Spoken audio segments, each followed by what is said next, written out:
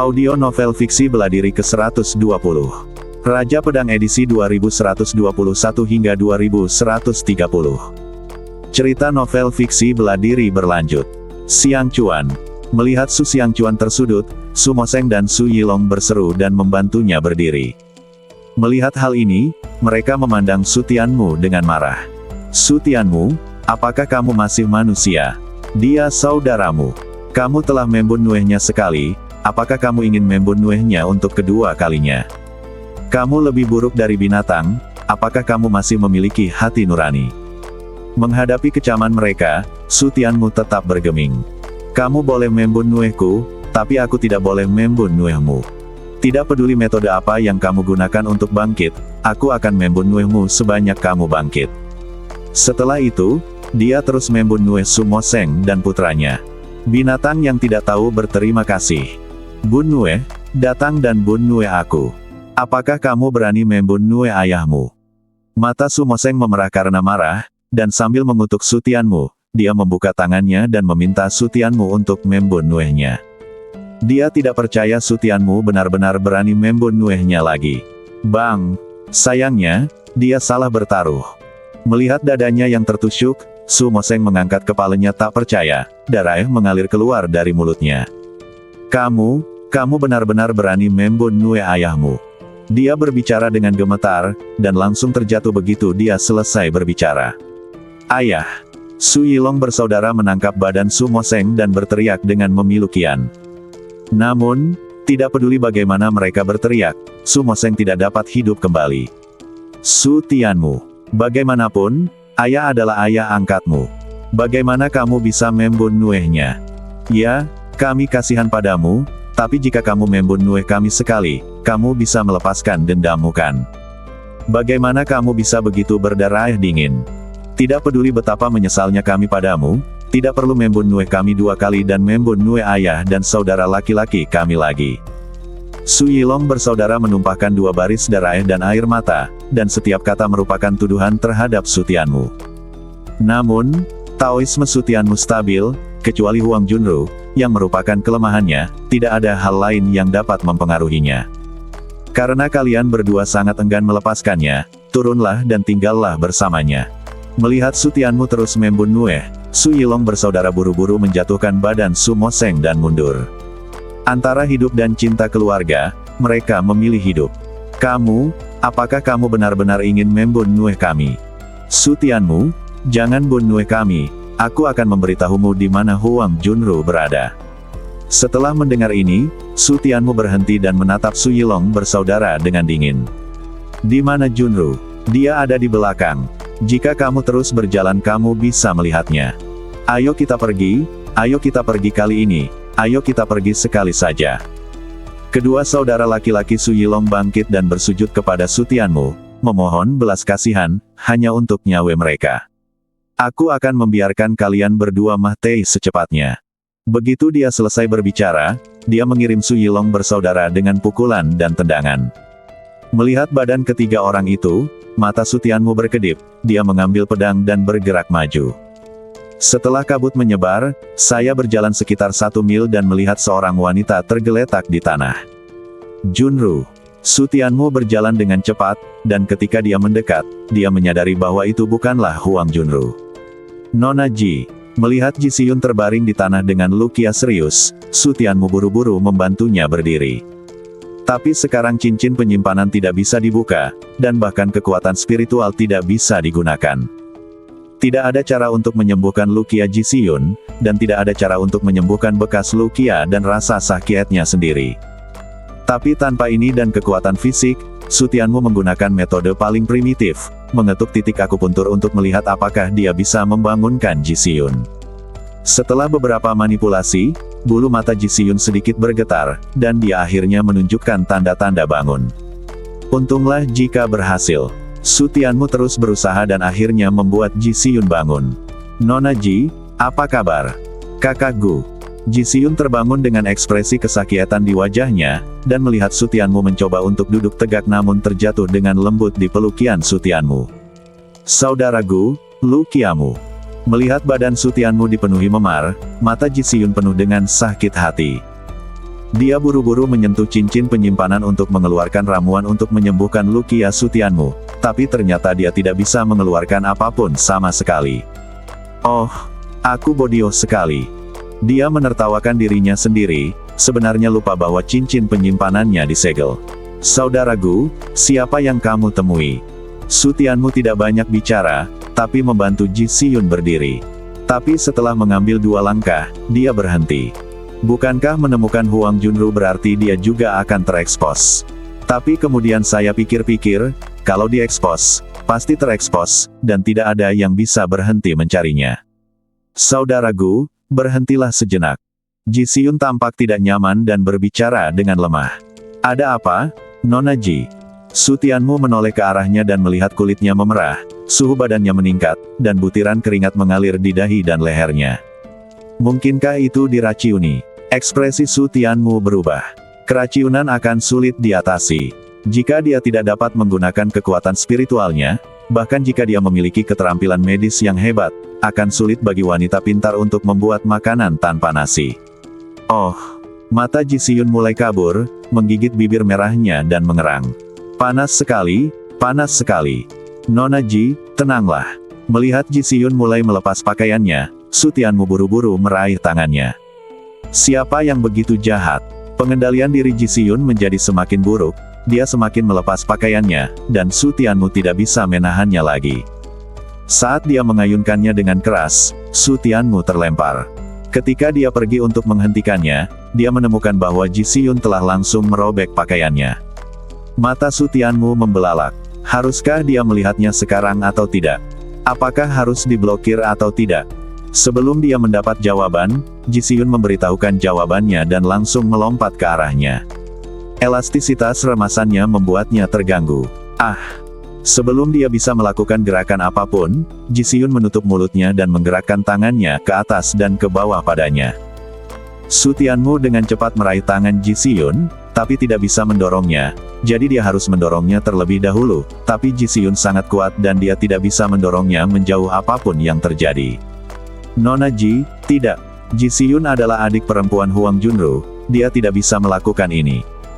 Jika Huang Junru melihatnya, dia akan melompat ke Sungai Kuning untuk menghanyutkannya.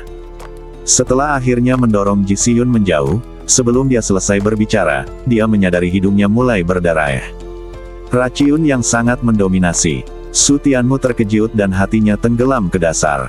Sepertinya jika tidak ada komunikasi yang mendalam, Ji Siyun akan meledak dan mati. Dalam sekejap, dia berada dalam dilema. Untuk menyelamatkan orang, saya kasihan pada Huang Junru. Tanpa bantuan, Ji Siyun akan mati. Mendesis. Saat dia ragu-ragu, Ji Siyun sudah merobek pakaiannya dan berjongkok. Mendengus.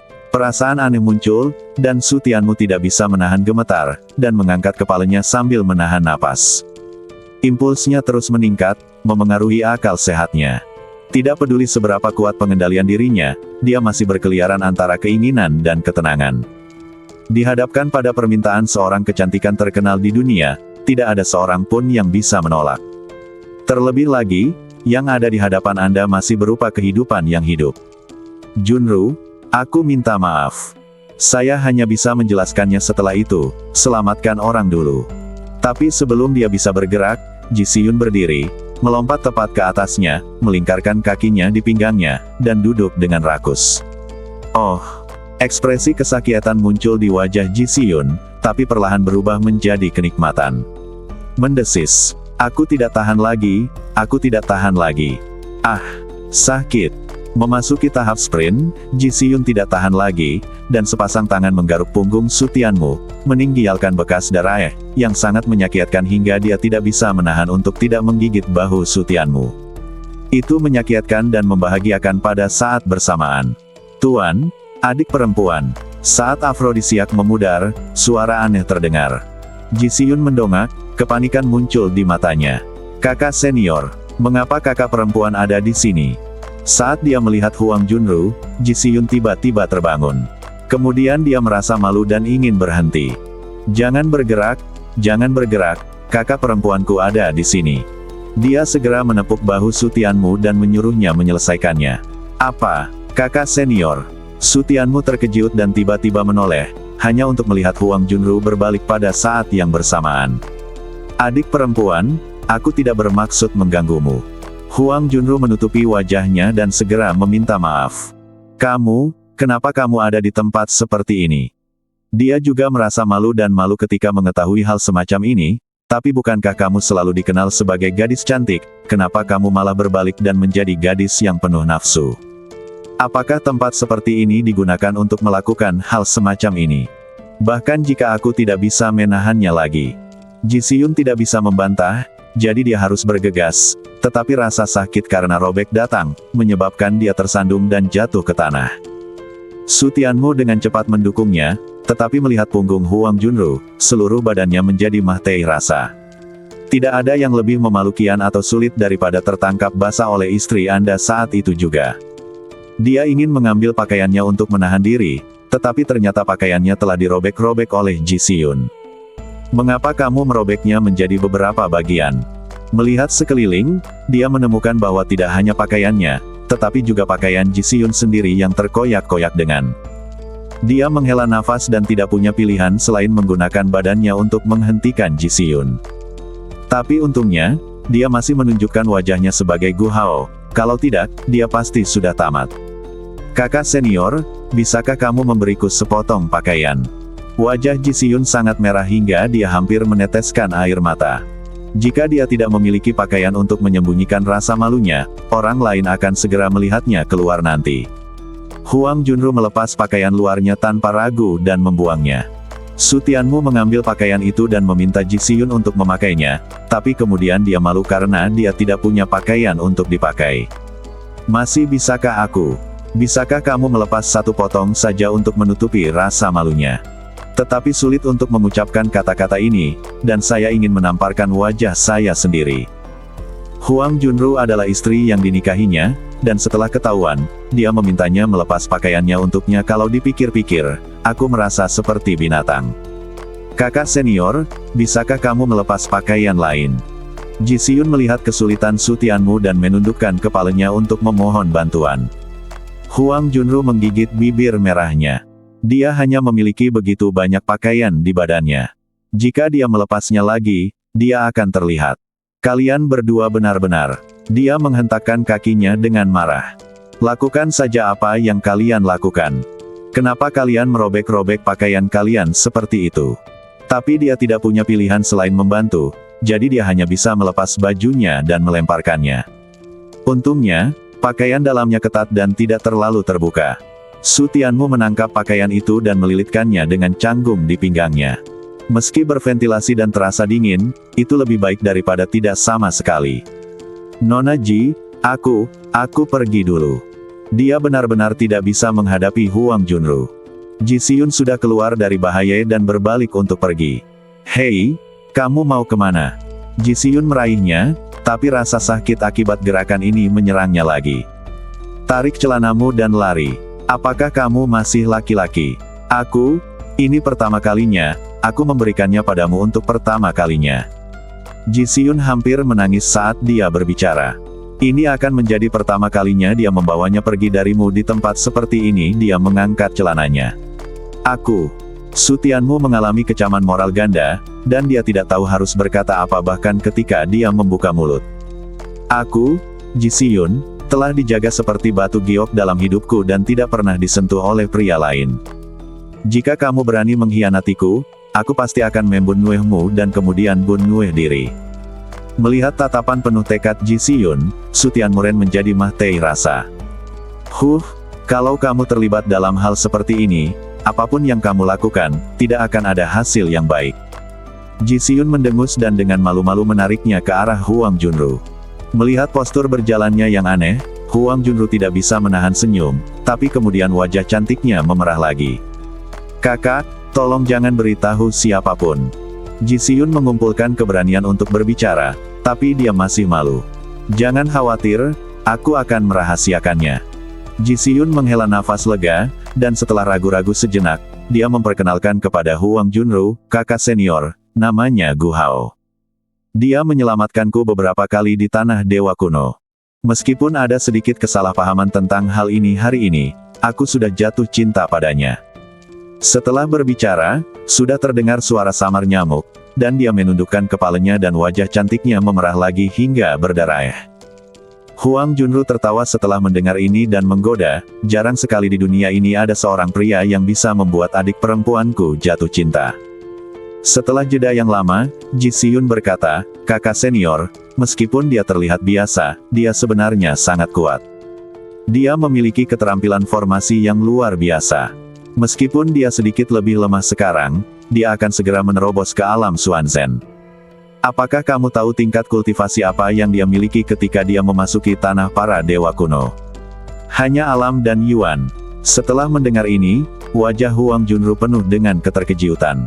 Dia melihat ke arah Su Tianmu dan tidak menyadari pengelakannya. Dia memuji, ini sangat kuat. Tidak heran dia bisa memenangkan hati adik perempuanku. Aku akan menyerahkan adik perempuanku padamu, dan kamu harus memperlakukannya dengan baik. Kata-kata Su Tianmu terdengar aneh. Wajahnya Mahtei rasa dan dia tidak tahu harus menjawab apa. Huang Junrue mengerutkan kening, mengapa ekspresi ini? Adik perempuan, aku sedikit iri padamu. Ada sedikit keraguan di matanya, tapi dia tidak banyak berpikir dan berbalik untuk memberkati saudara perempuan baiknya. Kakak senior, jangan katakan itu. Kakak iparku juga sangat baik. Dia memikirkanmu sekarang dan mencoba yang terbaik untuk memberimu keterampilan, kata Ji Siyun malu-malu, tapi sebenarnya dia bahagia di dalam hatinya akhirnya menemukan suami yang sebaik Huang Junru. Namun, kata-katanya tidak diragukan lagi menusukkan pisau ke dalam hati Su Tianmu, membuatnya sangat malu. Huang Junru tertegun sejenak dan langsung menjadi bersemangat. Saudaramu, dia datang ke Tianjiang. Teknik macam apa? Di mana mereka? Melihat reaksinya, Su Tianmu semakin tersiksa di dalam hatinya. Dia benar-benar ingin mengakui identitasnya saat ini, tetapi dia tidak bisa melakukannya. Jika tidak peduli siapa dia, itu akan menjadi pukulan besar. Di tengah emosinya yang campur aduk, ia tidak menyadari bahwa badan fisiknya tidak mampu lagi mempertahankan penampilan aslinya tanpa dukungan kekuatan spiritual. Dengan cara ini, dia diam-diam berubah kembali ke penampilan aslinya di depan Huang Junru. Huang Junru masih menunggu jawaban Ji Siyun dengan cemas, tapi dia melihatnya perlahan berubah kembali ke penampilan aslinya. Saudaramu. Melihat Su Tianmu, mata indah Huang Junru melebar karena tidak percaya di wajahnya. Kakakmu. Ji Siyun tercengang saat mendengar suara itu, dari mana datangnya kakakmu? Berbalik, dia menyadari bahwa Su Tianmu tidak lagi tampak seperti Gu Hao, tetapi sekarang memiliki wajah yang dirindukan kakak perempuannya siang dan malam. Su Tianmu. Kutu kupret. Kakak ipar. Dia benar-benar meniduri kakak iparnya. Ji Siyun memandang Su Tianmu, tercengang, lalu terhuyung mundur 2 langkah tak tertahankan. Mendengarkan seruan kedua wanita itu, Su Tianmu segera menunduk dan menyadari bahwa dia telah kembali ke penampilan aslinya. Junru, aku, aneka ragam. Begitu dia membuka mulut untuk menjelaskan, Huang Junru mundur beberapa langkah dengan tidak dapat diterima. Melihat wajah cantiknya menjadi pucat, dia menggelengkan kepalanya dan menangis. Bagaimana mungkin kamu? Bahkan sampai kemahtihannya, dia tidak pernah menyangka bahwa suaminya lah yang jatuh cinta pada Ji Siyun dan membuat adik perempuannya jatuh cinta. Junro. Su Tianmu mengambil 2 langkah ke depan, tapi dia benar-benar tidak tahu harus mulai dari mana atau bagaimana menjelaskannya. Su Tianmu, bagaimana mungkin kamu? Huang Junru sendiri membuat Su Tianmu bingung. Ji Siyun tiba-tiba berteriak memilu kian. Dia berbalik dan melihatnya berlutut, menutupi dadanya, menangis kesakitan. Bagaimana kamu bisa berbohong padaku? Bagaimana aku bisa begitu kasihan pada kakak perempuanku? Ji Siyun menangis, suaminya bisa siapa saja, tapi itu pasti bukan Su Tianmu. Dia melihat dengan matanya sendiri betapa kakak perempuan seniornya telah membayar untuk Su Tianmu. Bagaimana dia bisa bersaing dengan kakak perempuan seniornya untuk mendapatkan seorang pria? Huang Junru menatapnya dan kemudian ke Su Tianmu. Dia sangat kecewa dan patah hati hingga dia berbalik dan lari sambil menyeka air matanya. Junru, saudari. Su Tianmu buru-buru mengejarnya, dan Ji Siyun juga bergegas menghentikannya. Kak, aku minta maaf padamu, tapi aku benar-benar tidak tahu dia adalah kakak iparku. Saya salah, saya bermoral, saya bukan manusia. Saat dia mengatakan itu, Ji Siyun menamparkan dirinya sendiri dengan liar, tapi bagaimana dia bisa menebus dosanya dengan menamparkan dirinya sendiri? Jadi dia mengambil tangan Huang Junru dan memukulinya. Kakak senior, kalau kamu memukulku, aku bukan manusia. Aku pantas dipukul. Aku pantas dipukul. Kakak senior, tolong pukul aku. Huang Junru tampak sedih dan menarik tangannya. Adik perempuan, persaudaraan kita, biarkan saja di situ. Tidak ada yang lebih menyedihkan dari patah hati. Melihat penampilannya, Ji Siyun semakin merasa menyesal, tapi sekarang, apa yang bisa digunakan untuk menebus dosanya? Kehidupan. Ya, hidupnya. Kak, aku pantas mati. Aku pantas mati. Nona Ji, Sutianmu belum tahu bagaimana menyelesaikan masalahnya. Pikirannya sedang kacau saat ini sampai dia melihat Ji Siyun tiba-tiba mengangkat tangannya untuk menamparkan kepalanya sambil bergumam bahwa dia melompat kaget. Dan buru-buru menghentikannya. Bang! Namun, sudah terlambat. Saya melihat Ji Siyun menamparkan kepalanya dengan kedua tangan, dan kemudian dia jatuh ke tanah mengeluarkan darah dari lubangnya. Sutianmu buru-buru naik untuk membantunya, dan ketika dia memeriksa denyut nadinya, jantungnya tiba-tiba tenggelam ke dasar. Mati! Ji Siyun benar-benar bunuh diri di depannya seperti itu. Ho! Ho! Sutianmu menatap Huang Junru yang tiba-tiba tertawa. Adik perempuannya meninggial di hadapannya, tapi dia masih bisa tertawa. Haha, hahaha. Tawa Huang Junru semakin keras, gila sekali. Ekspresi Sutianmu berangsur-angsur berubah. Mungkinkah rangsangannya terlalu besar dan dia pingsan? Junru, hahaha. Dia berdiri dengan lembut, tidak berani memprovokasi Huang Junru lagi. Tapi saat berikutnya Huang Junru lari dengan senyuman gila dan menghilang ke dalam kabut. Junru. Sutianmu terhuyung di tempat dan meneriakkan nama Huang Junru dengan keras, tetapi satu-satunya tanggapan adalah suara tawa liar dan kabut yang tak terlihat. Dia ingin mengejarnya, tetapi badannya lemas dan dia setengah berlutut di tanah dengan mata kosong.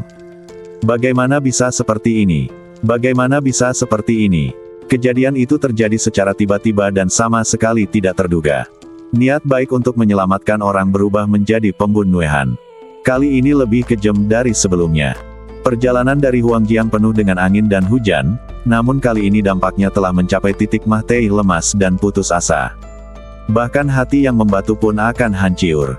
Hal yang paling menyedihkan dan kejam adalah dia, seperti kota Anxing, tidak berdaya untuk berubah. Tidak, dia berubah terakhir kali, tapi kali ini dia sudah berada di alam spiritual. Kita jelas telah berkultivasi sampai pada kondisi seperti ini, namun bahkan lebih tidak dapat diubah lagi. Lalu apa arti dari berkultivasi? Orang yang ingin dia lindungi meninggial dan menjadi gila, jadi apa arti ketekunannya? Pukulan hidup datang silih berganti, apalagi mereka yang menghargai cinta dan keadilan akan runtuh saat ini. Di dalam pagoda, Kaisar Abadi yang gila melihat bahwa hati Sutianmu akan runtuh, dan menghela nafas dalam hati. Surga itu kejam, tetapi dunia ini sentimental. Dia tidak bisa terlibat dalam masalah ini. Sutianmu hanya bisa melewatinya diri. Tidak tahu berapa lama waktu telah berlalu, Sutianmu berdiri sendirian, menatap badan Ji Siyun, dan bersiap mengejar Huang Junru.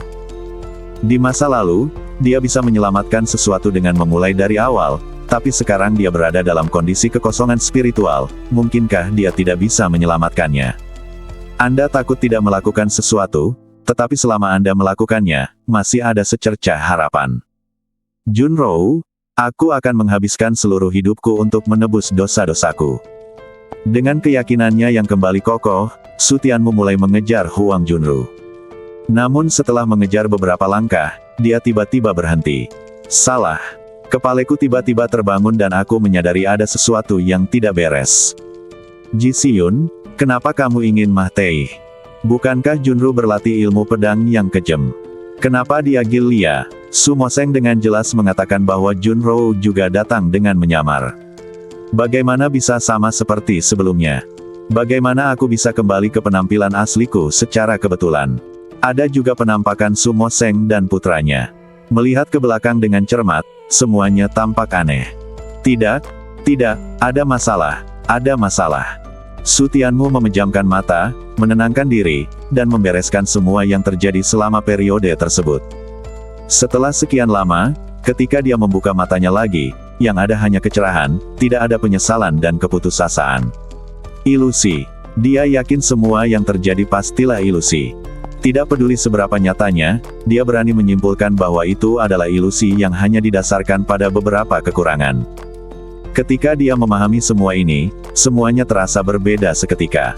Rasa sakit di badannya menghilang dengan cepat, dan di saat yang sama, kekuatan yang berhenti bekerja di badannya mulai bekerja kembali. Berdengung. Ledakan. Tingkat kultivasinya seperti banjir air yang melediak seketika, dan masuk akal untuk menerobos alam Xuanzhen. Saat kabut bergulung, badan itu sepertinya mundur beberapa mil dalam sekejap, kembali ke posisi semula. Ini benar-benar ilusi. Bahkan setelah menerobos ke alam Xuanzhen, Su Tianmu sama sekali tidak senang, dan mengangkat tangannya untuk menyeka keringat dingin. Ini adalah ilusi paling realistis dan menakutkan yang pernah dia temui sejauh ini. Itu benar-benar menunjukkan kelemahan batinnya, dan jika dia tidak berhati-hati, dia akan menjadi gila dan menjadi zombie berjalan. Tidak, ini hanyalah konsekuensi dari menjadi gila di alam Xuanzhen.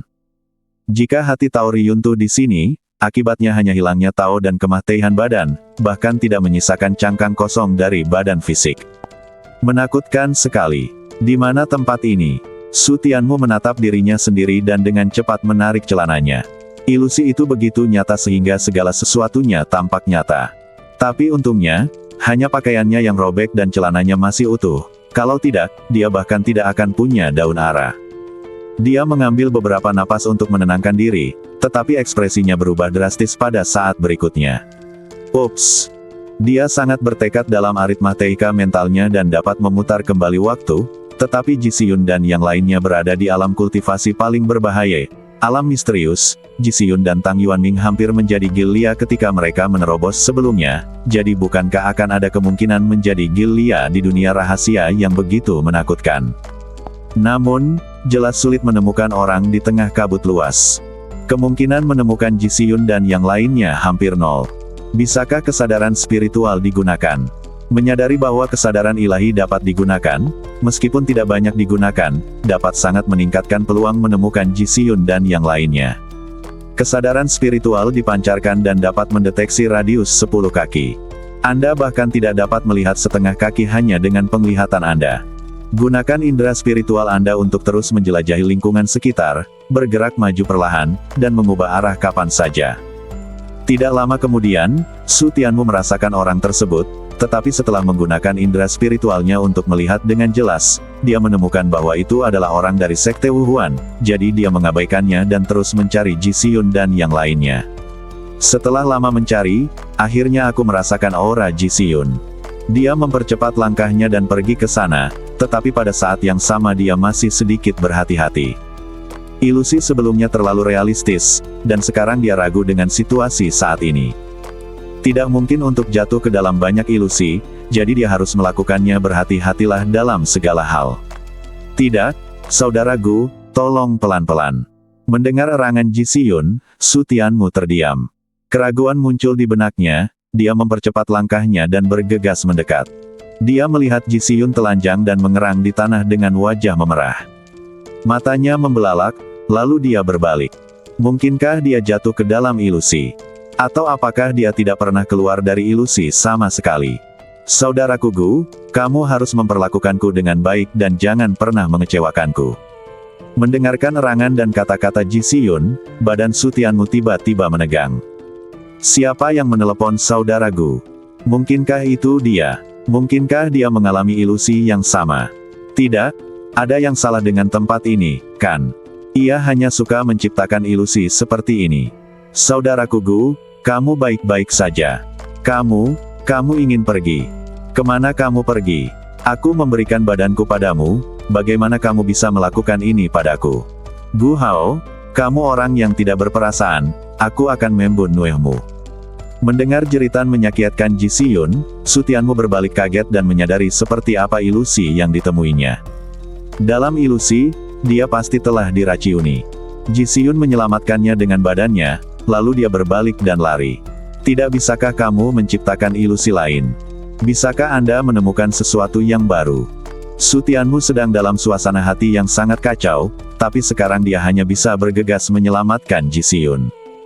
Jika dia tidak membangunkannya dalam kesedihan, dia pasti akan menjadi Gilia. Nona Ji. Dia bergegas menghentikan Ji Xiyun, mencoba menenangkannya, tetapi dia sudah dalam keadaan Gilia, dan karena dia tidak memiliki sepotong tangan Su Tianmu, sulit untuk menghentikannya. Gu Hao, aku akan membunuhmu.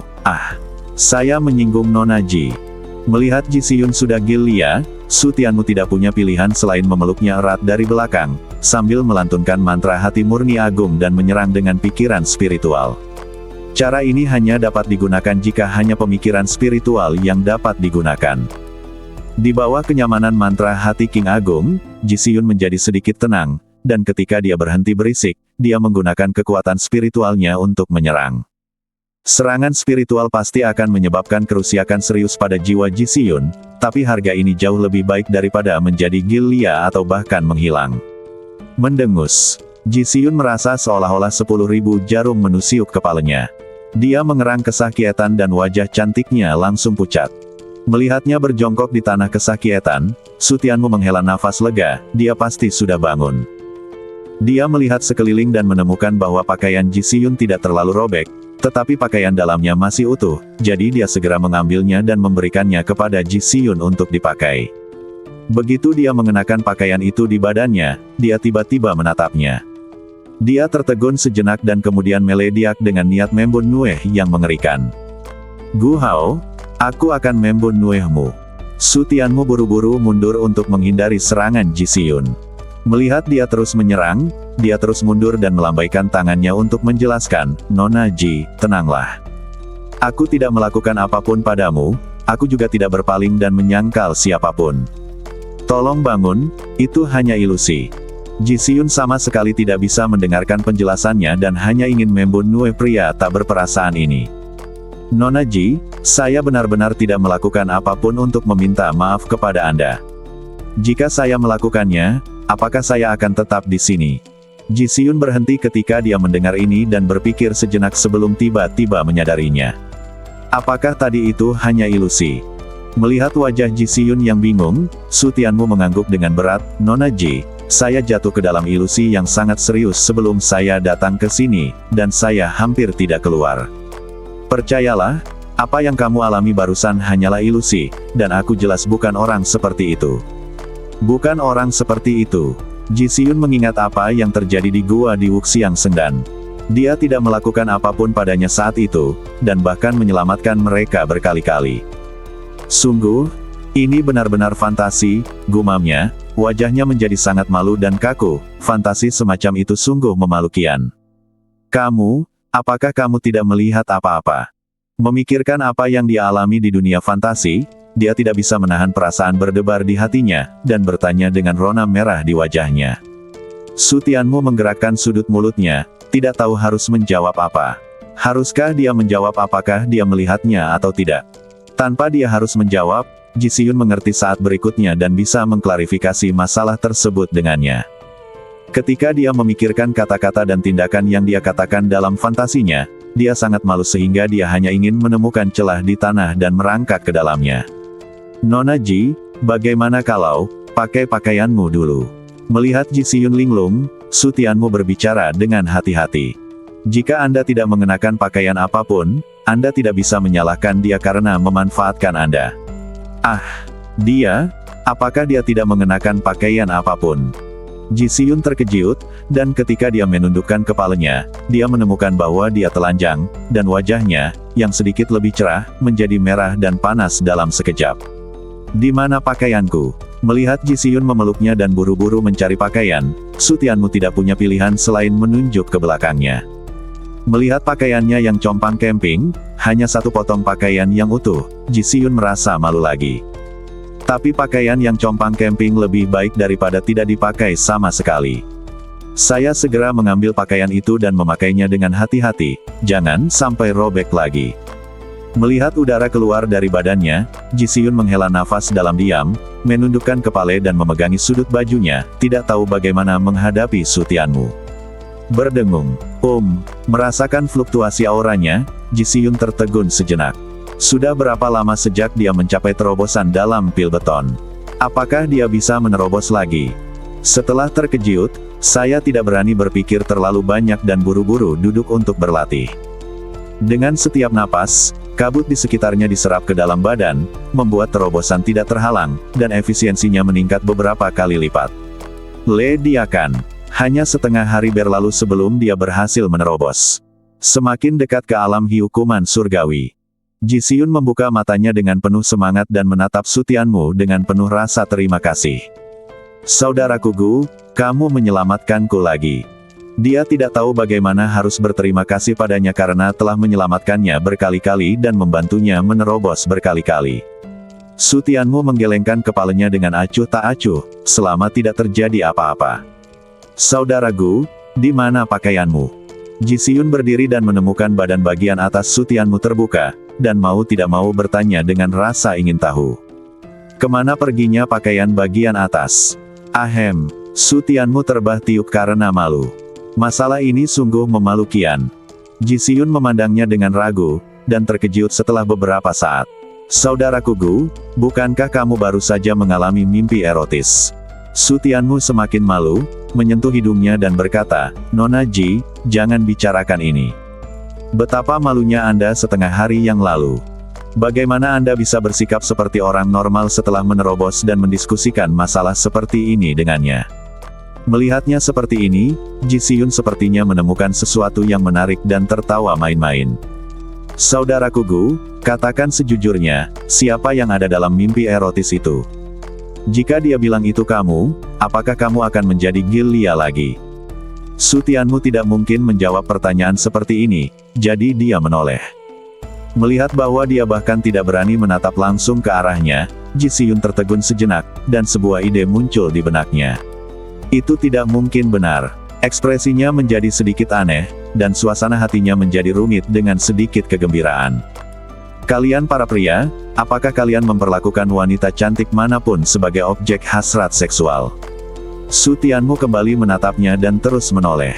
Yang lain tidak tahu, tapi aku tidak akan melakukan ini. Itu adalah jawaban yang dia inginkan. Ji Xiun mengerucutkan bibirnya dan tersenyum, oke, ayo pergi. Su Tianmu kembali menatapnya, apakah dia sudah kembali normal? Dia mengangguk dan pergi bersamanya. Ji Xiun berjalan di belakang Su Tianmu, dengan rona merah muncul di wajahnya yang tenang lagi.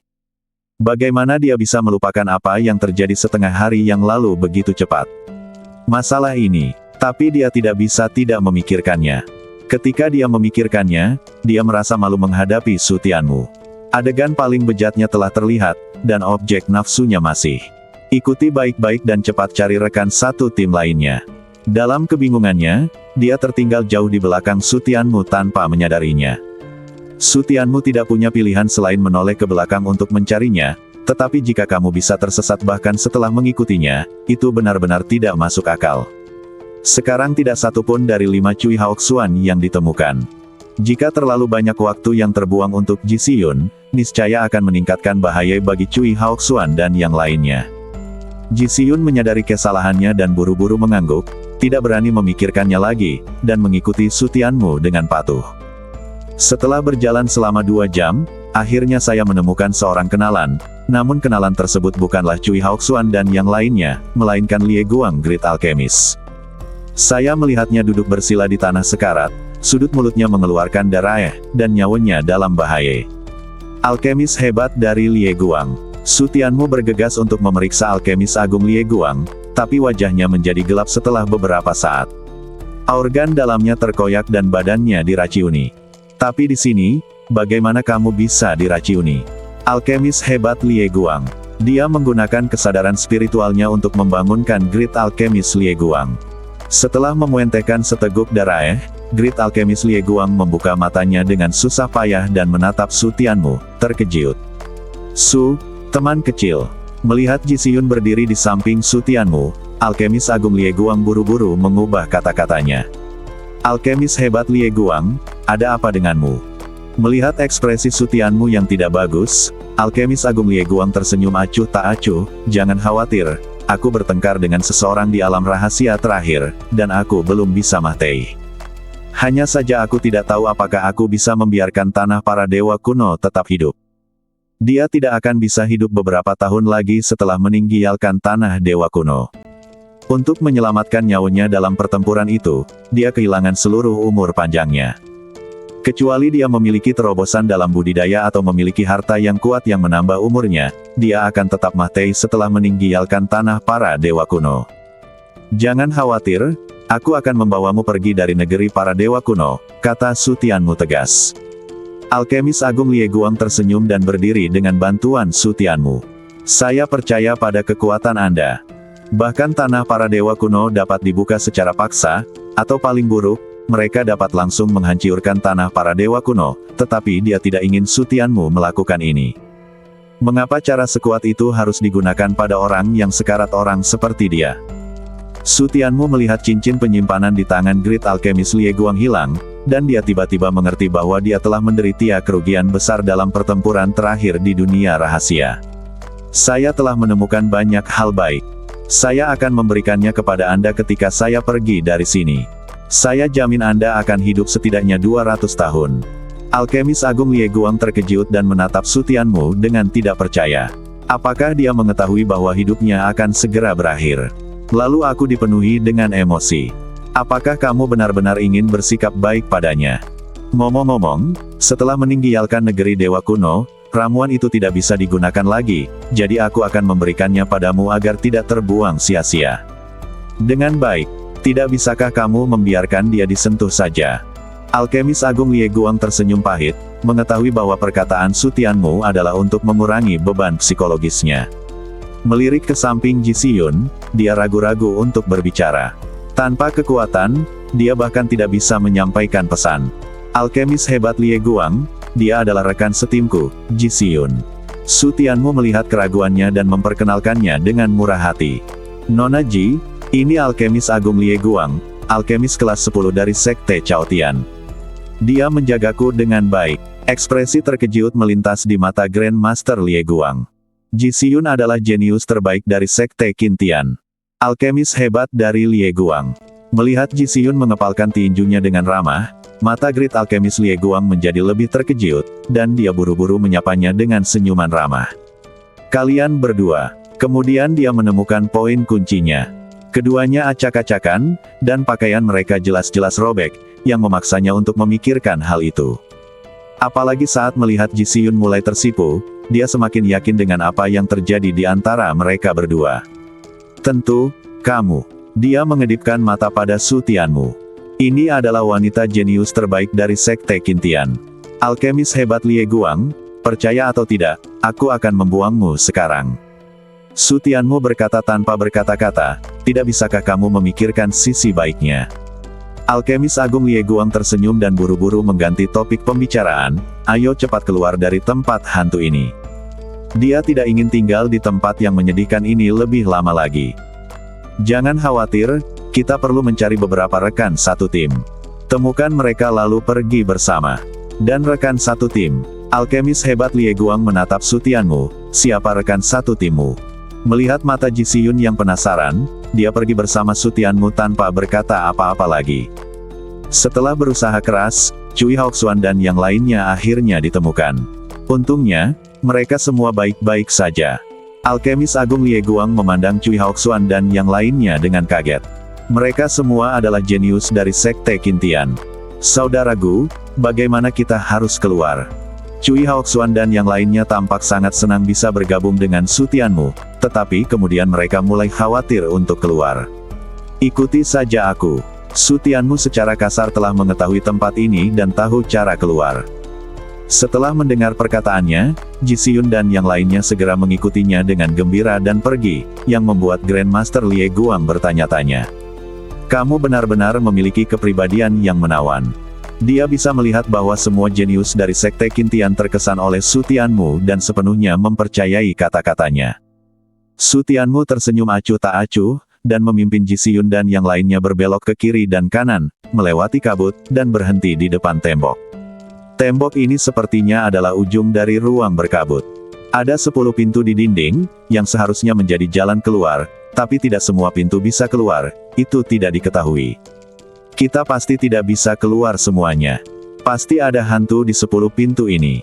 Cui Haoxuan dan yang lainnya segera menyimpulkan bahwa itu bukanlah hal yang sederhana. 10 pintu pastilah pintu kehidupan dan kematian. Mereka tidak berpikir bahwa mereka bisa keluar melalui 10 pintu, dan hal yang sama berlaku untuk orang lain. Siapapun yang menemukan jalan ke sini ragu-ragu dan tidak berani melewatinya.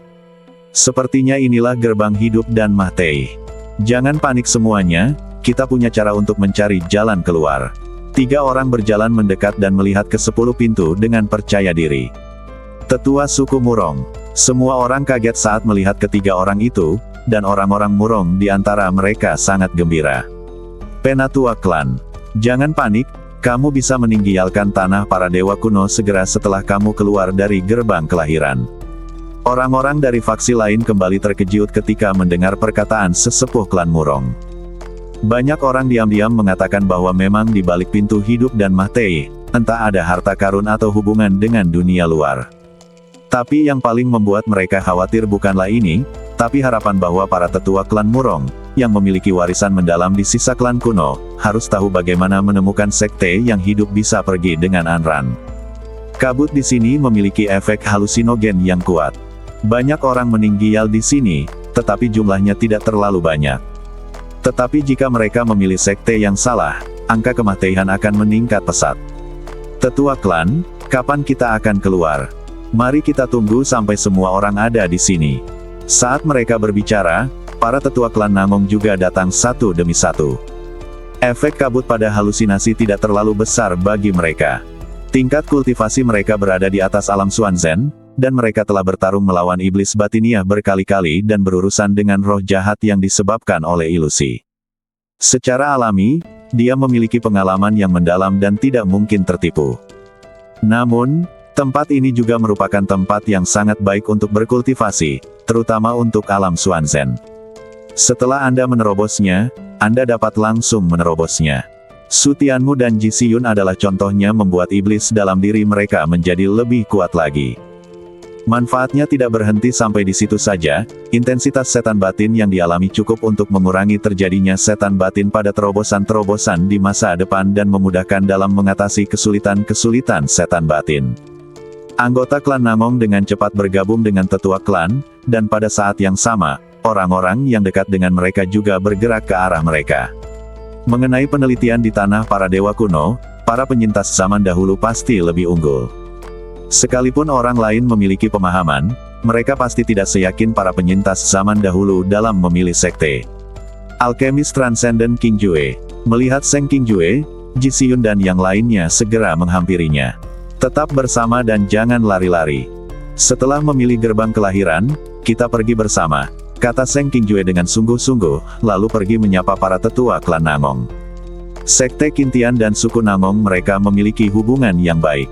Kali ini mereka bisa bergabung untuk memotong gerbang kelahiran, pergi bersama. Seng King Jue, sebagai perwakilan dari Sekte Qintian dalam perjalanan ini, dengan cepat mencapai konsensus dengan klan Namong dan memilih untuk pergi melalui Sengmen bersama-sama. Tuan Alkimia Transcendent King Jue, dan Gu Hao, dia pergi bersama kita. Cui Haoxuan melihat Seng King Jue kembali dan berkata segera Ji Xiyun dan yang lainnya mengangguk, mereka tidak akan pernah meninggalkan Gu Hao sendirian. Seng King Jue melirik Su Tianmu dan mengangguk tanpa ragu-ragu. Dia memiliki kesan yang cukup baik terhadap pemuda ini. Tetapi penatua tertinggi ke-17 di sampingnya tidak senang, tetapi Seng King Jue sudah mengangguk setuju, jadi dia hanya bisa mengungkapkan ketidakpuasannya dengan mendengus dingin. Kamu tidak akan berbalik dan bergabung dengan Sekte Qintian, kan? Alkemis Agung Lie Guang tiba-tiba merasa bersemangat saat melihat Sekte Qintian begitu baik kepada Su Tianmu. Jika Su Tianmu berbalik dan bergabung dengan Sekte Qintian, dia akan melakukannya bersalah atas kejahatan besar. Bagaimanapun, dialah yang membawa Su Tianmu ke tanah dewa kuno, jadi dia harus melakukannya. Jika penatua tertinggi Dexuan mengetahui hal ini, dia akan dapat menggelitu liangnya dan menghancurkannya menjadi abu bahkan setelah dia meninggal. Tidak. Su Tianmu meyakinkan Alkemis Agung Lie Guang bahwa karena dia telah memilih untuk bergabung dengan Sekte Chaotian, tidak mungkin dia akan mengkhianati sekte tersebut. Alkemis hebat Lie Guang menghela nafas lega, selama dia tidak melakukannya. Cahaya yang sangat terang. Mendengar suara itu, dia berbalik dan melihat Penatua Dexuan datang. Dia langsung panik. Dia kehilangan efek penyamarannya karena cedera seriusnya. Penatua tertinggi Dexuan. Melihat dia bergegas di depannya, alkemis agung Lie Guang tidak punya pilihan selain menyapa dengan canggung. Ada apa denganmu? Grand Elder Dexuan melihat Great Alkemis Lie Guang terlihat sangat jelek, dan segera meraih tangannya untuk memeriksanya, dan wajahnya tiba-tiba menjadi gelap. Siapa yang mengalahkanmu seperti ini? Kemarahan muncul di mata Penatua tertinggi Dexuan. Alkemis agung Lie Guang adalah alkemis hebat kelas 10 dari Sekte Chaotian miliknya. Itu dari Menara Bauhinia. Alkemis agung Lie Guang merasa lega di dalam hatinya, selama dia tidak memperhatikan hal lain. Menara Bauhinia.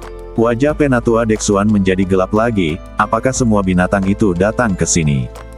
Menara Bauhinia. Keraguan muncul di mata Sutianmu, dan Penatua tertinggi Dexuan mendongak dan melihat ekspresinya langsung melembut. Teman kecil Gu Hao. Alkemis agung Lie Guang sangat terkejut saat melihat Penatua tertinggi Dexuan begitu baik kepada Sutianmu. Tidakkah dia menyadari bahwa Sutianmu sedang menyamar?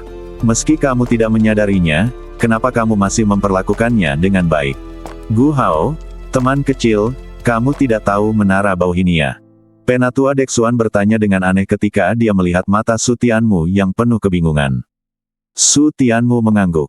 Dia bahkan tidak tahu berapa banyak kekuatan yang ada di Tianjiang, jadi bagaimana dia bisa tahu tentang Menara Bauhinia? Mungkinkah Anda berasal dari daerah perbatasan? Penatua Dexuan bahkan lebih terkejut dan bertanya. Sutianmu mengangguk ragu-ragu. Ini seharusnya tidak mengungkap apapun, apalagi dia akan meninggalkan tanah para dewa kuno sekarang, jadi lebih baik tidak diekspos. Tidak heran, Penatua tertinggi Dexuan tiba-tiba mengangguk. Pantas saja dia belum pernah mendengar orang jenius seperti itu dari keluarga Gu. Teman kecil Gu Hao, kamu pasti pernah mendengar tentang Dark Tone di Dijiang, kan? Sutianmu mengangguk dengan tegas. Dia tidak hanya pernah mendengar tentang Dark Jing, Guguik Gilia ini juga telah mengejarnya dan menggigitnya sejak lama. Su Wengsuan juga telah mencoba membunuhnya, lupa bahwa tidak ada yang bisa melupakan Dark Jing. Dark Jing dibangkitkan oleh Menara Bauhinia. Penatua Dexuan berkata dengan sungguh-sungguh, kata-katanya penuh dengan rasa jijai. Dark Jing adalah Guguik yang dibesarkan oleh rumah Bauhinia. Guguik ini membantu mereka menjaga mulutnya tetap penuh minyak. Bukankah ada batasan antar wilayah, dan tidak ada yang mempedulikannya? Hal ini membuat Sutianmu penasaran. Bisakah orang-orang di Tianjiang menyaksikan Guguik-Guguik yang dibesarkan di Menara Bauhinia berperilaku buruk di 3 wilayah? Aku ingin mengurusnya, tapi tidak ada yang bisa. Menara Bauhinia sama kuatnya dengan peninggalan kuno, dan akan menjadi kanker besar di Tianjiang jika mereka melakukan hal-hal kotor. Alasan utamanya adalah pengkhianat dari semua kekuatan besar muncul tanpa henti. Dia menjadi marah ketika dia menyebut alkemis agung Lie Guang dari Menara Bauhinia dan menambahkan. Menara Bauhinia telah menarik banyak pengkhianat dari berbagai kekuatan besar, dan mereka akan menyerang dan merampoknya dari waktu ke waktu. Selain menyebabkan banyak korban jiwa, hal ini juga membuat kekuatan besar tidak punya waktu untuk mengurus diri mereka sendiri. Selain itu, pembunuhan masih menjadi keahlian mereka. Dari waktu ke waktu, mereka akan membunuh salah satu tetua tertinggi Anda, atau memburu bibit jenius sekte tersebut. Semakin Anda memprovokasi mereka, semakin antusias mereka terhadap pembunuhan. Sutianmu mengerutkan kening setelah mendengar ini, itu benar-benar kanker di antara kanker. Sepertinya kita perlu mempercepat proses untuk memperkuat kamar dagang. Su Wengsuan seharusnya meninggalkan Dark Jing dan bergabung dengan Menara Bauhinia. Dengan adanya dia tidak akan pernah bisa hidup damai. Oke, jangan bicarakan ini lagi. Penatua tertinggi Dexuan dari Menara Bauhinia merasa tidak beruntung ketika dia menyebutkannya, jadi dia mengganti topik pembicaraan dan berkata, teman kecil Gu Hao, ini pertama kalinya kamu memasuki tanah-tanah Dewa kuno. Ada banyak risiko dalam memilih gerbang kehidupan dan kematian. Ikutlah dengan kami. Penatua tertinggi Dexuan, teman kecil Gu Hao telah diundang oleh Sekte Qintian. Alkemis agung Lie Guang Yuyu berkata, akan lebih baik jika Anda datang lebih awal untuk mengundang. Ekspresi Penatua tertinggi Dexuan membeku. Dia sudah sangat dihargai oleh Qin Tianzong. Kalau dipikir-pikir, mungkin saja menarik perhatian begitu banyak tetua tertinggi, dan orang-orang dari sekte Qin Tian tidak bodoh, jadi mengapa mereka tidak menggunakan kesempatan ini untuk menjalin hubungan baik dengannya? Lai Guang, ikuti aku ke sana. Penatua tertinggi Dexuan membantu alkemis agung Lie Guang dan menatap Su Tianmu dengan penuh rasa terima kasih. Gu Hao, teman kecil, harus pergi ke sekte Cao Tian ketika dia punya waktu. Saya pasti akan memperlakukannya dengan hangat. Ya, alkemis hebat Lie Guang menggerakkan sudut mulutnya, dan kedua kenalan lama itu masih di sini untuk bersikap sopan, seaneh yang mereka inginkan. Apa, dia juga ikut pergi bersama kita? Begitu mereka berdua, penatua tertinggi Dexuan, pergi, sebuah suara marah terdengar. Saya tidak setuju. Suku Namong memandang Namong Yu dengan canggung. Dia sudah menyetujui Qin Tianzong, jadi tidak mungkin dia menyesalinya untuk sementara. Apakah kamu pernah punya masalah dengannya? Namong Yu memandang Su Tianmu dengan dingin dan mendengus, ini hari libur besar. Tidak apa-apa diperas di luar, tetapi di negeri para dewa kuno, Anda tetap akan tertindas dan kehilangan muka. Bagaimana dia bisa menanggung penghinaan seperti itu? Sekarang mereka masih diminta untuk membantu membawa pergi Gu Hao. Memikirkannya saja akan membuat mereka marah sampai mati. Tetua klan Namong melirik Su Tianmu, dan matanya menjadi dingin. Beranikah dia menghina anak-anak klan Namongnya? Bosan hidup. Bersabarlah untuk saat ini, dan kamu bisa melakukan apapun yang kamu mau padanya saat dia keluar. Kami sekarang dalam tahap bekerja sama dengan Qin Tianzong, jadi kami tidak bisa menahannya untuk saat ini. Namong Yu secara alami sangat marah, tetapi karena tetua klan mengatakan demikian, dia hanya bisa menahannya. Namong Yu, Su Tianmu merasakan ada tatapan dingin yang menatapnya. Dia berbalik dan mengerutkan kening saat melihat Namong Yu. Anggota klan Murongku sudah tiba, jadi kita berangkat dulu. Setelah orang-orang Murong berkumpul, mereka mulai memilih pintu kehidupan dan kematian dari 10 pintu. Anda tidak dapat menggunakan kekuatan Anda di sini. Untuk menemukan pintu kehidupan dan kematian, Anda hanya dapat mengandalkan keterampilan.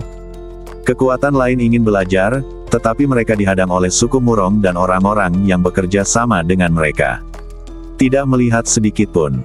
Yang lain hanya bisa mendengar sedikit gerakan, dan segera melihat mereka berpencar dan berdiri di depan 3 pintu. Berjalan. Mengikuti perintah tetua Murong, ketiga tim membuka pintu pada saat yang sama dan berjalan masuk satu demi satu di bawah cahaya putih. Bang bang bang. Begitu mereka semua sudah masuk, ketiga pintu tertutup rapat, dan siapapun yang ingin mengikuti mereka tidak punya kesempatan. Setelah beberapa saat, ke-10 pintu itu terlihat berubah, seolah posisinya telah tertukar, dan seolah kemungkinan hidup dan mati telah disesuaikan. Ayo pergi juga. Ketika klan Namong melihat bahwa semua orang telah tiba, mereka memimpin jalan menuju 10 gerbang. Pertama, mereka meminta orang-orang dari klan mereka dan sekte Qin Tian untuk mengepung mereka, dan kemudian beberapa tetua klan, Master Pil Transcendental King Jue dan yang lainnya mencarinya. Gerbang Suci. Su Tianmu memperhatikan mereka bermain-main di depan pintu dan memperhatikan dengan cermat. Ini adalah pertama kalinya dia berada di sini dan dia tidak mengetahuinya sebelumnya. Tentu saja, dia tidak memiliki pengalaman dalam mencari siswa, apalagi metode yang baik. Setelah beberapa kali mengutak-atik, mereka secara bertahap menentukan lokasi gerbang kelahiran. Ketiga pintu ini adalah pintu siswa, jadi semuanya antri. Semua orang dari klan Namong dan sekte Qin Tian berdiri di depan 3 pintu satu demi satu. Setelah berbaris, mereka membuka 3 pintu bersama-sama dan melangkah ke cahaya putih satu demi satu dengan perintah dari tetua klan Namong. Alkemis hebat dari Lie Guang. Saat dia melangkah ke pintu, cincin penyimpanan tidak diblokir, dan Su Tianmu segera melemparkan semua pil keabadian yang dia dapatkan di tanah dewa kuno kepada Tuan Lie Guang. Alkemis agung Lie Guang terkejut saat melihat ini. Dia melihat banyaknya sekali pil yang dilemparkan ke arahnya. Dia sedang terburu-buru dan tidak tahu bagaimana cara menangkapnya. Penatua Dexuan lah yang membantunya menangkapnya. Penatua tertinggi Dexuan melihat lebih dari 30 botol ramuan di depannya, matanya penuh kebingungan. Mengapa dia melemparkan begitu banyak ramuan ke sini?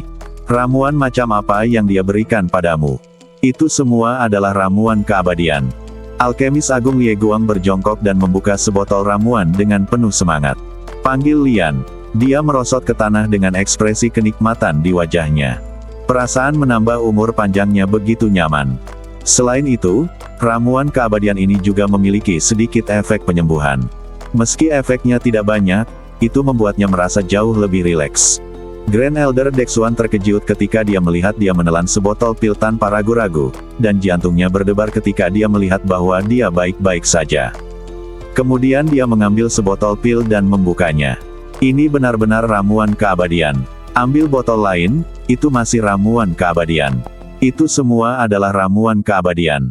Itu cukup untuk memperpanjang hidupmu 200 tahun. Setelah membaca semua ramuan, Penatua tertinggi Dexuan berseru dengan takjub. Perpanjangan hidup selama 200 tahun jelas bukan akhir dari ramuan ini, tetapi mengingat dampak dan penurunan kemanjurannya, ramuan ini dapat memperpanjang umur paling banyak 100 tahun. Mendengar kata-katanya, orang lain di samping langsung tergerak. Mereka melihat lebih dari 30 botol ramuan dengan mata panas.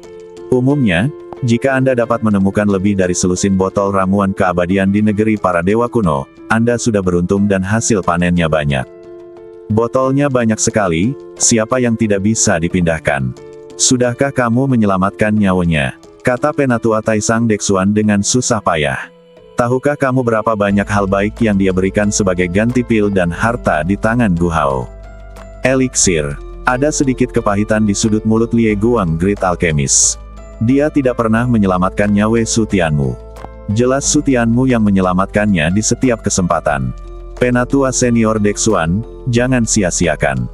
Dia mengambil sebotol ramuan dan memasukkannya ke tangan Penatua tertinggi Dexuan, lalu memilih ramuan untuk meminum obat-obatan dengan efek yang bertentangan. Apapun yang tidak diperlukan akan diberikan kepada Penatua tertinggi Dexuan. Penatua tertinggi Dexuan melihat botol ramuan yang dimasukkan ke tangannya dengan ekspresi rumit. Apakah dia berhutang budi lagi? Tidak ada kecelakaan, dan dia meninggalkan tanah para dewa kuno secara tak terduga dengan lancar. Sutianmu memandangi pegunungan hitam hangus yang familiar di depannya dan bernapas lega. Dia mengira sesuatu akan terjadi, tapi dia tidak menyangka hal itu akan terjadi begitu saja. Nona Ji, sampai jumpa lagi saat kita sudah ditakdirkan. Dia berbalik dan memeluk Ji Siyun, lalu berbalik dan pergi. Dia tidak bisa tinggal bersama Ji Siyun lebih lama lagi, jadi dia hanya bisa segera pergi. Saya berharap Ji Siyun dapat memberikan keterampilannya kepada Huang Junru. Hei, kakak Gu, saudara Gu, kamu mau kemana? Pergi dan bersenang-senanglah di sekte kami.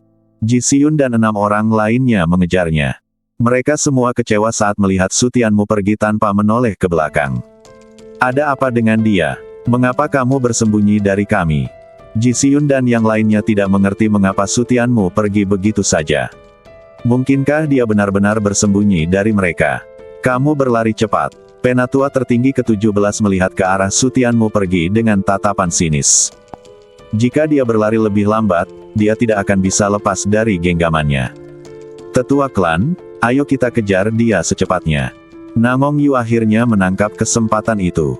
Melihat Sutianmu berlari begitu cepat, dia mendesak tetua klan untuk segera menyusulnya. Jangan impulsif. Tepat ketika tetua klan hendak mengambil tindakan, Seng Qingjue berhenti di depan mereka dan berkata, Namong Yu mengerutkan kening, apa maksudmu? Apakah Anda, Sekte Qintian, ingin mengurus apa yang dilakukan klan Nangong? Tolong beri aku sedikit wajah. Seng Qingjue mengangkat tangannya dan mengepalkan tangan ke arah tetua klan Nangong, memintanya untuk melepaskan Gu Hao kali ini. Tetua klan Nangong mengerutkan kening. Dia tidak mengerti mengapa Seng Qingjue ingin mempertahankan anak itu. Gu Hao telah menyelamatkan murid sekte kita berkali-kali. Bagaimana kita, Sekte Qintian, tidak berterima kasih?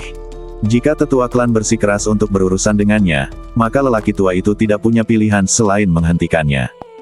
Sejak transaksi di kota pegunungan, dia telah menanyakan dengan jelas kepada Ji Siyun apa yang terjadi antara mereka dan Gu Hao. Itulah sebabnya dia langsung menyetujui Gu Hao untuk pergi bersama mereka.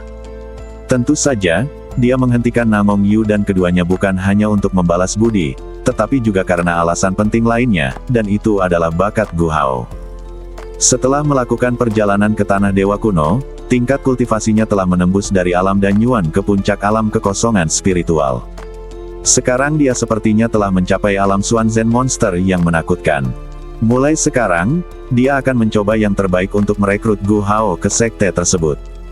Jika dia melatihnya dengan baik, dia mungkin menjadi putra suci di masa depan. Namong Yu menatap Seng King dan merasa lebih tidak bahagia, tetapi tetua klan ragu-ragu. Kekuatan mereka hanya sedikit lebih kuat dari Qin Tianzong, dan Qin Tianzong masih menjadi mitra penting mereka. Lagi pula, biarkan junior menyelesaikan masalahnya sendiri.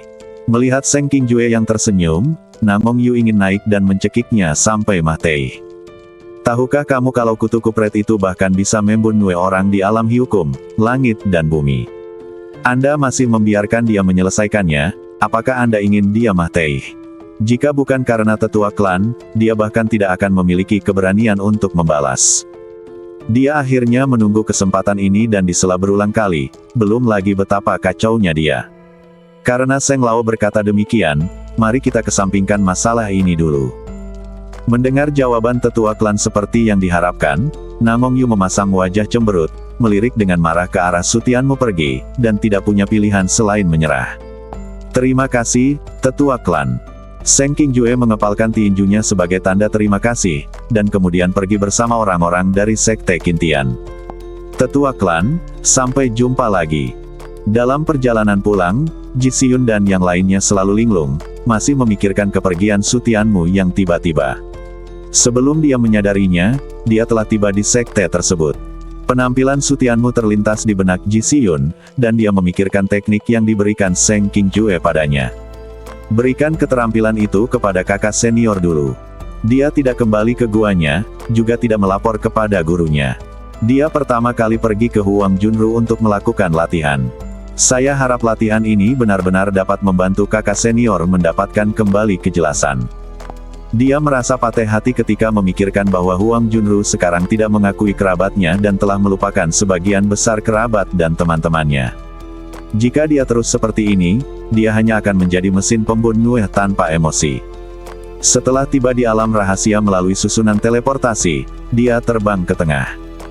Huang Junru dipenjara di menara penakluk iblis di alam rahasia ini untuk mencegahnya keluar untuk membunuh secara sembarangan. Setelah beberapa saat, dia melihat menara penakluk iblis berlantai 7 yang terbuat dari perunggu. Ji Xiyun merasa berdebar-debar saat melihat menara penakluk iblis. Dia berhenti di depannya dan tidak memiliki keberanian untuk masuk. Pelanggar menghadapi konsekuensi atas risiko mereka sendiri. Melihat karakter besar di tablet batu yang berdiri di depan menara, Ji Xiyun kehilangan keberanian untuk masuk. Faktanya, dia sudah lama tidak bertemu Huang Junru. Sejak dia kehilangan kendali dan membunuh banyak orang terakhir kali, dia dikurung di menara penakluk iblis. Banyak orang tewas di menara penakluk iblis satu demi satu. Hampir tidak ada yang berani masuk dan melihatnya. Ji Xiyun menarik napas dalam-dalam beberapa kali dan mengumpulkan keberanian untuk berjalan ke menara penakluk iblis. Tidak hanya Huang Junru yang dipenjara di menara penakluk iblis, tetapi juga kegagalan tak terkendali lainnya. Jika semuanya dibebaskan, Tianjiang pasti akan terjerumus ke dalam kekacauan. Huang Junru dipenjara di lantai atas menara penakluk iblis, yang menunjukkan bahwa dia adalah orang paling berbahaya. Dengan pemikiran di benaknya, Ji Xiyun langsung pergi ke lantai 7 dan melihat Huang Junru mengenakan beberapa belenggu. Dia sedang duduk bersila di tanah dengan rambut acak-acakan dan penampilannya tidak jelas. Guru, kakak perempuan. Ji Xiyun menelan ludahnya dan berteriak hati-hati. Rambut Huang Junru berkibar, dan niat membunuh yang bisa membuat dunia bergetar muncul, dan dia langsung terbang. Engah. Ji Xiyun memegangi dadanya kesakitan dan jatuh ke tanah. Melihat Huang Junru yang perlahan mengangkat kepalanya, matanya penuh ketakutan. Dia terluka parah hanya dengan niat membunuh, mungkin tidak ada seorang pun kecuali Fa Tianxiang di Jing. Namun, bahkan jika dia dipenjara di menara penakluk iblis, budidaya Huang Junru meningkat ribuan mil. Mengingat waktu, saya khawatir Fa Tianxiang dan diri Lem dapat dibantai sesuka hati. Pada saat ini, Ji Xiyun benar-benar merasa bahwa tuannya telah benar-benar mengacau dan menciptakan mesin pembunuh yang begitu menakutkan. Jika dia tidak memikirkan jalan keluarnya, dia akan segera melakukan serangan balik. Namun, Qin Tianzong telah mengetahui tindakan pencegahannya. Selama Huang Junru melarikan diri dari menara penakluk iblis, dia akan dibunuh di tempat. Inilah sebabnya dia datang menemui Huang Junru terlepas dari bahayanya. Dia tidak ingin Huang Junru berakhir dengan akhir yang tragis yaitu terbunuh. Kakak senior, Su Tianmu memintaku memberimu latihan. Di bawah rambutnya yang acak-acakan, Ji Xiyun melihat sepasang mata yang dingin dan tidak berperasaan. Melihat dia akan mengambil tindakan, dia buru-buru mengeluarkan slip giok dan berteriak. Sekarang dia hanya bisa berharap meskipun Huang Junru tidak mengingatnya sebagai adik perempuannya, dia tetap mengingat Su Tianmu sebagai suaminya. Apa yang dia katakan sepertinya efektif. Huang Junru berhenti tepat ketika dia hendak mengambil tindakan, masih menggumamkan keraguan di mulutnya. Sumu. Sepertinya dia tidak lagi mengingat namanya, tapi masih ada sedikit rasa familiar. Kakak senior, Su Tianmu adalah suamimu, orang yang paling kamu cintai. Efisien. Mata Ji Xiyun bersinar karena kegembiraan dan dia dengan cepat menjelaskan. Orang favoritnya. Huang Junru terdiam sejenak, lalu terus menggunakan kekuatannya melawan Ji Xiyun. Dia tidak ingat bahwa dia memiliki seseorang yang dia cintai, dan bahkan dalam kesadarannya, konsep cinta sudah tidak ada lagi. Engah. Serangan yang begitu cepat hingga tidak mungkin dihentikan menghantam Ji Xiyun, hampir membunuhnya di tempat. Dia membentur dinding dengan keras, luka mengerikan muncul di dadanya, dan slip giok kungfu benar-benar ternoda merah. Kakak senior, apakah kamu benar-benar tidak ingat Su Tianmu atau suamimu? Ji Xiyun berkata dengan sedih, jika orang yang paling dia cintai lupa, itu akan membuktikan bahwa Huang Junru tidak punya jalan kembali dan akan sepenuhnya menjadi mesin pembunuh. Su Tianmu. Su Tianmu. Huang Junru tertegun sejenak dan menjadi kebingungan, bergumam saat dia merasa semakin familiar. Mendesis. Tiba-tiba, saya merasakan sakit di hati saya, dan rasa sakit yang berdenyut sekecil apapun terus datang. Mengapa hatiku sakit? Huang Junru sangat bingung. Perasaan sakit hati itu sepertinya sudah lama sekali. Dia bahkan sudah lupa seperti apa rasanya sakit hati. Saya melihat ke dalam badan saya dan menemukan penyebabnya di hati saya. Sumu. Saya melihat dua kata terukir di hatinya, itu adalah kata Su Tianmu. Mengapa dia memiliki dua kata ini di hatinya? Mengukirnya sendiri. Apakah untuk tidak melupakan orang ini? Mendesis. Perasaan sakit hati terus berlanjut. Meski rasa sakitnya tak tertahankan, namun emosi yang terbangunlah yang menjadi penyebab sebenarnya dari rasa sakit tersebut. Apakah dia benar-benar suamiku? Melihat Huang Junru berinisiatif bertanya, Ji Xiyun mengangguk cepat, tapi tidak berani bahagia terlalu dini. Huang Junru menanyakan pertanyaan ini, dan kemudian terdiam. Melihat ini, Ji Xiyun segera mengambil pil dan meminumnya untuk dirinya sendiri, tidak berani melakukan gerakan yang tidak perlu. Setelah sekian lama, beri aku slip giok kungfu, kata Huang Junru dengan suara serak. Wajahnya pucat saat ini, dan butiran keringat terus mengalir. Ilmu pedang yang kejam dan hilangnya perasaan membuatnya tersiksa dan sangat menyakitkan. Ji Xiyun ragu-ragu sejenak, dan tidak buru-buru memberikan slip giok dari skill tersebut kepada Huang Junru. Sebaliknya, dia membuat salinan cadangan dari skill tersebut sebelum memberikannya kepadanya, agar tidak merusak slip giok karena perubahan temperamen, dan keterampilannya tidak akan pernah pulih. Slip giok teknik seni bela diri dilemparkan ke depan Huang Junru dan ditangguhkan. Kesadaran spiritualnya menjangkau dan membaca teknik seni bela diri di dalamnya. Saat dia melakukan kontak dengan teknik ini, Huang Junru merasa jiwanya akan terkoyak, dan rasa sakit yang luar biasa membuatnya hampir pingsan. Ini adalah rasa sakit yang disebabkan oleh ilmu pedang yang kejam dan ilmu pedang yang kejam. Jika ilmu pedang yang kejam dapat mengubahnya, itu menghancurkan ilmu pedang yang kejam dan ilmu pedang yang kejam. Rasa sakit itu secara alami mencapai tingkat yang tidak dapat dibayangkan oleh orang biasa. Namun di saat yang sama, Yuking Kendo juga membangkitkan alasan Huang Junru, memungkinkannya untuk bertahan hanya dengan sedikit keyakinan. Rasa sakit yang tak tertahankan akhirnya membuatnya tidak mampu menahannya sepenuhnya, dan dia mengangkat kepalanya dan berteriak. Saudari. Ji Xiyun terkejut saat melihat ekspresi menyakitkan dan ganas di wajah Huang Junru, sekaligus panik, takut terjadi sesuatu pada Huang Junru. Meski nasib Huang Junru ditakdirkan mustahil, masih ada waktu untuk memikirkan solusi jika status quo tetap dipertahankan. Jika ada yang tidak beres sekarang, tidak akan ada ruang untuk perubahan. Dentang, dentang, dentang. Huang Junru sangat kesakitan sehingga dia tidak bisa menahan diri untuk tidak meronta. Rantai yang menjebaknya bergoyang hingga mengeluarkan suara terus-menerus. Ji Siyun sangat terkejut sehingga dia tidak bisa menahan diri untuk mundur 2 langkah. Jika rantainya putus, dia akan mati. Huang Junru juga akan mati. Untungnya, apa yang dia khawatirkan tidak terjadi sama sekali. Huang Junru kesakitan dan ganas untuk beberapa saat, lalu menjadi diam. Namun, dia tidak berani lengah dan terus menatap Huang Junru dengan hati-hati. Guru, adik perempuan. Setelah sekian lama, Huang Junru berbicara dengan lemah. 3 kata sederhana, tapi Ji Siyun tertegun sampai linglung, menatapnya dengan tidak percaya. Dia benar-benar menelepon adik perempuannya. Apakah itu membuatnya ingat siapa dia? Apakah emosinya juga kembali? Jangan kaget begitu, aku sudah sadar kembali. Huang Junru mengangkat kepalanya dan menggelengkan kepalanya agar dirinya terlihat tidak terlalu buruk, berusaha keras untuk memunculkan senyum ramah di wajahnya yang pucat. Meski senyuman ini terlihat sangat kaku, bahkan sedikit aneh, Ji Siyun tetap tertawa bahagia. Terakhir kali ia melihat senyuman di wajah Huang Junru adalah saat itu. Tapi kali ini aku tidak bisa terjaga lama-lama, adik perempuan, kamu harus membantuku. Kakak senior, ada yang bisa saya bantu? Ji Siyun berkata buru-buru. Semakin kuat efek dari sesuatu yang menenangkan pikiran, semakin baik. Aku memilikinya, aku membawanya. Ji Siyun buru-buru mengeluarkan sumpit giok, memasukkan sedikit kekuatan spiritual dan melemparkannya ke depan Huang Junru, melayang di depannya dan mengepulkan gumpalan asap putih. Huang Junru merasakan seluruh badannya rileks setelah mengendus sedikit, dan rasa sakit di badan dan jiwanya semakin melemah. Adik perempuan, di mana kakakmu? Saat dia bangun, dia dengan cepat bertanya tentang keberadaan Su Tianmu.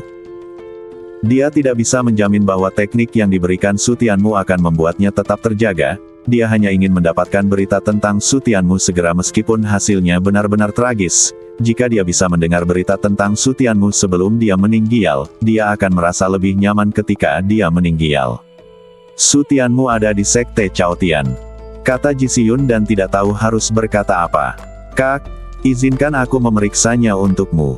Kilatan kekecewaan melintas di mata Huang Junru, dia mengira Ji Siyun lah yang menyerahkan teknik itu kepada Su Tianmu sendiri.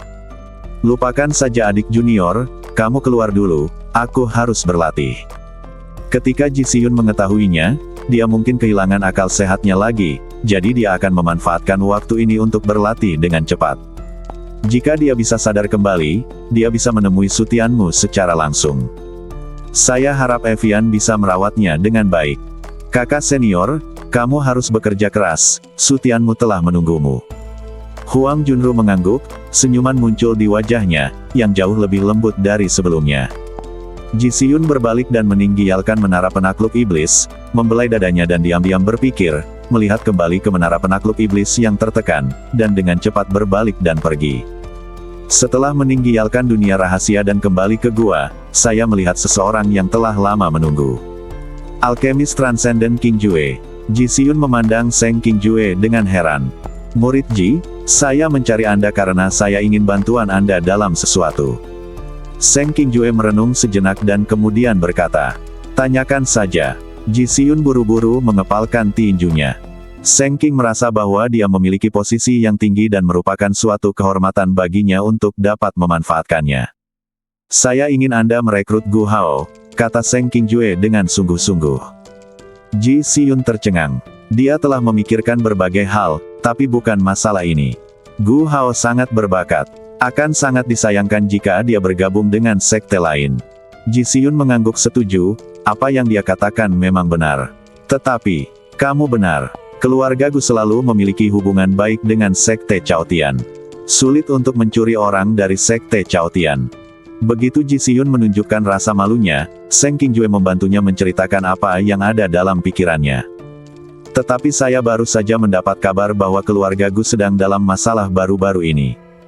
Saya ingin Anda membantu menyelesaikan masalah keluarga Gu dan membawa kembali Gu Hao. Kamu memiliki hubungan yang baik dengan Gu Hao. Dia juga seharusnya tertarik padamu. Dengan kamu mengambil tindakan, kami pasti akan mendapatkan hasil 2 kali lipat dengan setengah usaha. Ji Siyun tercengang. Bagaimana dia bisa tahu bahwa dia tertarik padanya?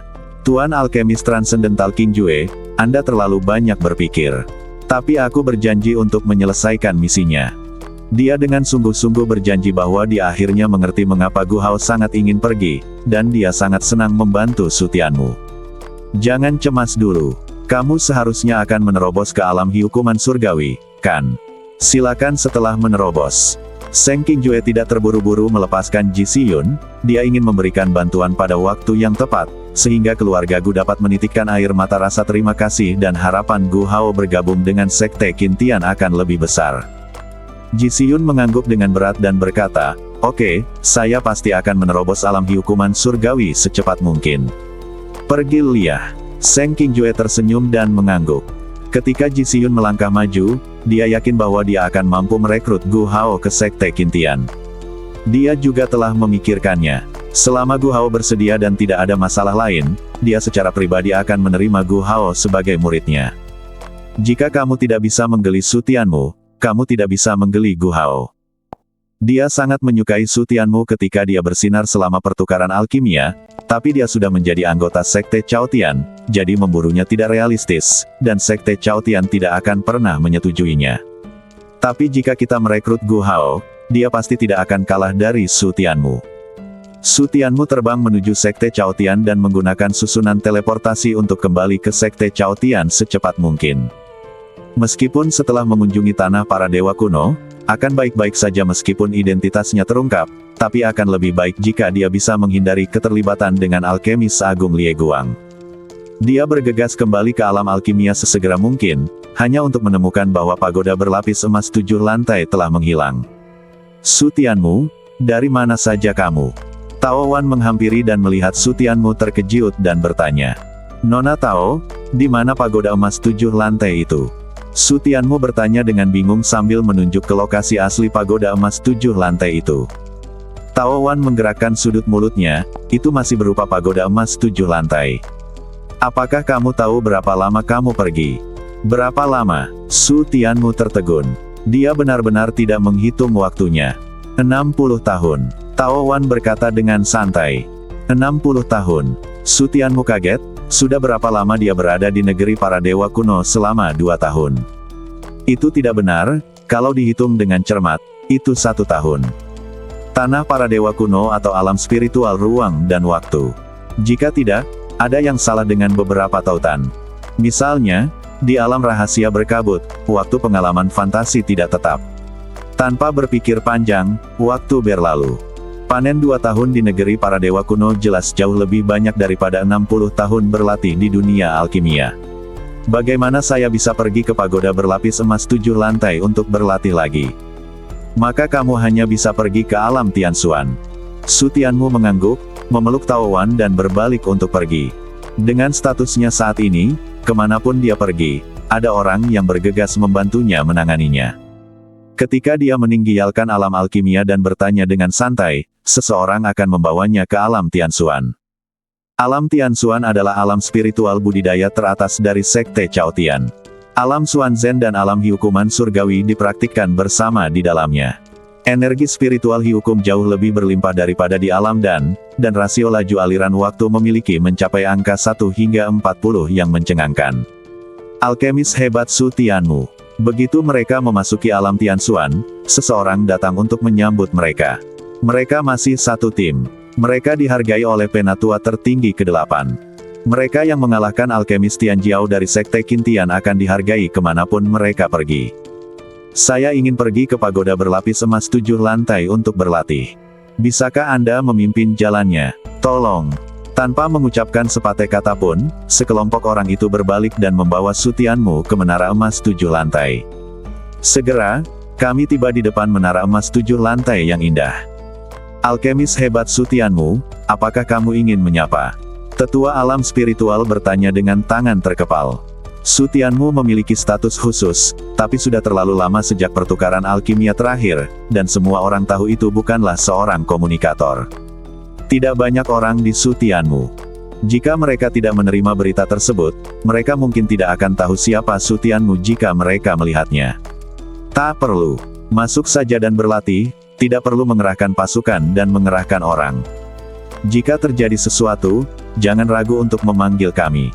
Tetua Lingyu mengeluarkan slip giok dan menyerahkannya kepada Su Tianmu dengan hormat. Dia berani menyinggung seorang jenius alkimia seperti Su Tianmu. Su Tianmu mengambil slip giok itu, memeluknya dan berbalik untuk memasuki menara emas 7 lantai.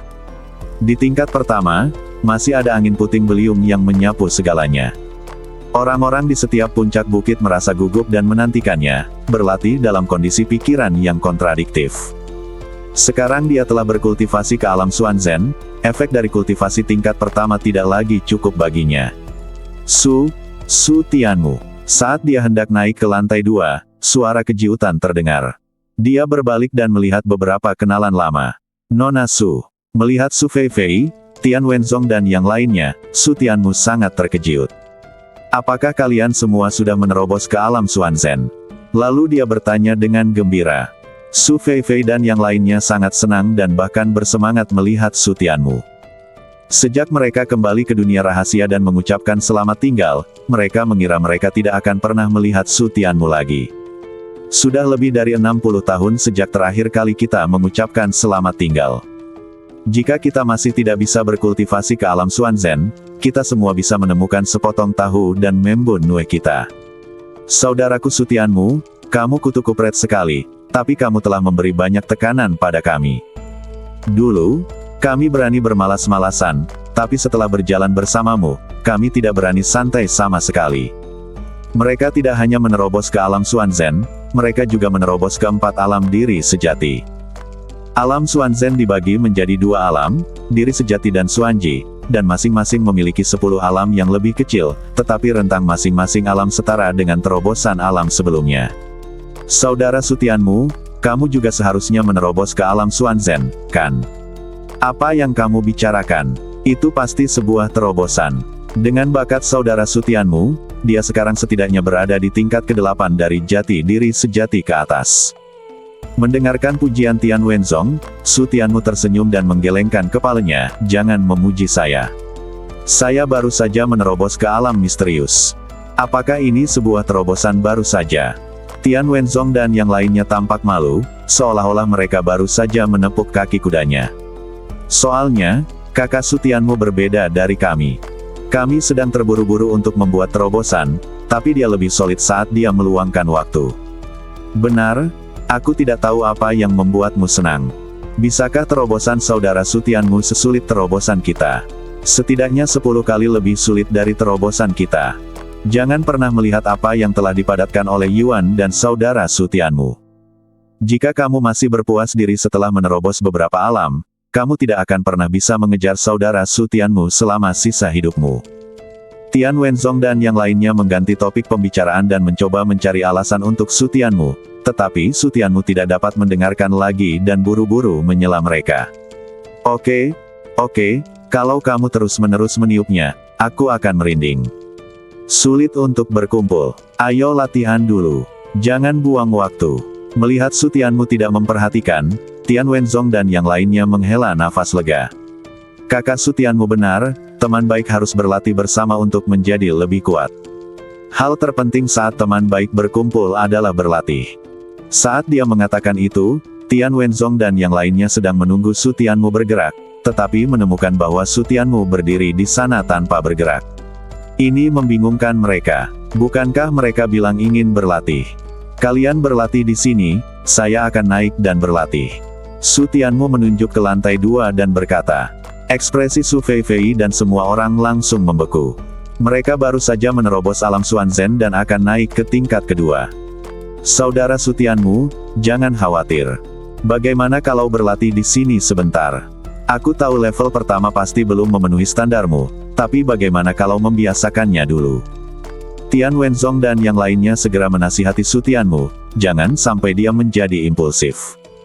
Mereka tahu bahwa Su Tianmu adalah seorang kutu kupret dan dapat bersaing dengan puncak alam Lingsu di Tiannya Thunderpond, namun di sini dan Tiannya Leiqi bukanlah konsep yang sama.